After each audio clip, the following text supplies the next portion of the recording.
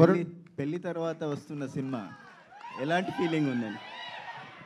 పెళ్ళికి సినిమాకి సంబంధం ఏముందండి? అంటే జీవితంలో ఒక పార్ట్నర్ వచ్చినప్పుడు మంచి జరుగుతుందని అంటుంటారు కదా. అంటే తన లైఫ్లోకి వచ్చినప్పటి నుంచి మంచి జరిగిందండి. ఇప్పుడు కొత్తగా ఏం లేదు. Varun Garu. Okay okay. Varun Garu. Hi. This is Anjali from Hi. TFPC. Hi. So I have two questions. So first one is Operation Valentine and for promising on the trailer.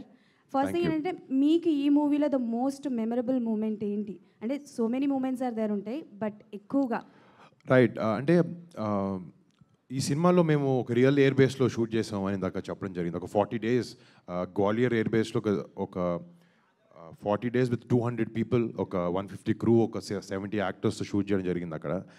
అంటే నిజంగా అక్కడ లోపలికి వెళ్ళిన ప్రతి second, ప్రతి minute, ప్రతి గంట మేము చాలా చాలా చాలా ఎంజాయ్ చేసాం. అందరూ ఇక్కడ కూర్చున్న అందరం అక్కడికి వెళ్ళాం. అండ్ అది చాలా చాలా మెమరబుల్ టైం. అలాంటి అవకాశం అందరికి దొరకదు. ఇలాంటి సినిమా చేయడం వల్ల అలాంటి అవకాశం మాకు దొరికినందుకు నేను చాలా అదృష్టంగా ఫీల్ అవుతున్నాం. Okay. And one more question.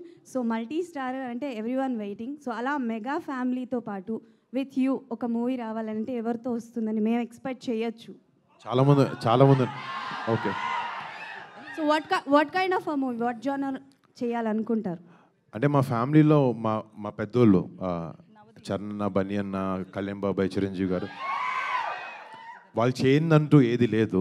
So నేను వాళ్ళు ఏదంటే వాళ్ళతో ఇంత చిన్న క్యారెక్టర్ దొరికినా చేస్తాను నేను. ఒకవేళ యాంటోగనిస్ట్ వస్తే, విలన్ క్యారెక్టర్ చేయాల్సి వస్తే ఎవరికి చేస్తారు? నాకు తెలిసి మా బాబాయ్ వాళ్ళతో విలన్ క్యారెక్టర్ చేస్తే తంతారు. అంటే అది ఊహలో కూడా రాదు. బట్ యాక్టర్గా అంటే ఆయన పక్కన స్క్రీన్ షేర్ చేయాలనే ఆశ 100% నాకు ఉంది. Okay, thank you and congratulations and all the best. Thank you so much.